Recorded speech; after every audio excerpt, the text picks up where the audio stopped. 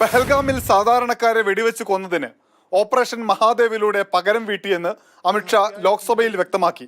July 22-നാണ് പ്രതികളെ സംബന്ധിച്ച വിവരം രഹസ്യാന്വേഷണ ഏജൻസികൾക്ക് ലഭിച്ചത്. അന്നു മുതൽ ഭീകരരെ പിന്തുടർന്നു. ഉചിതമായ സമയത്ത് ഭീകരരെ ഇല്ലാതാക്കിയെന്ന് അമിത്ഷാ. ഇസ്മയിൽ, അഫ്ഗാൻ, ജിബ്രാൻ എന്നിവരെയാണ് സൈന്യവും ജമ്മുകശ്മീർ പോലീസും CRPFും സംയുക്തമായി നടത്തിയ ഓപ്പറേഷനിലൂടെ വധിച്ചത്.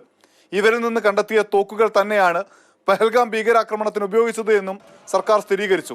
പ്രതികളുടെ കയ്യിൽ നിന്ന് പാകിസ്ഥാന്റെ വോട്ടർ ID കാർഡുകൾ കണ്ടെത്തിയിട്ടുണ്ട്.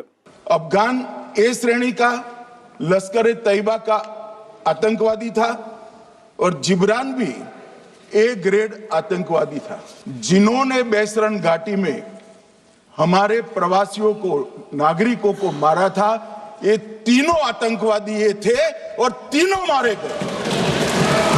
പെഹൽഗാം ഭീകരരെ കൊലപ്പെടുത്തിയെന്ന അമിത്ഷായുടെ പ്രസ്താവനയെ ഭരണപക്ഷവും പ്രതിപക്ഷത്തു നിന്ന് ശശി തരൂരും കയ്യടികളോടെ സ്വീകരിച്ചു.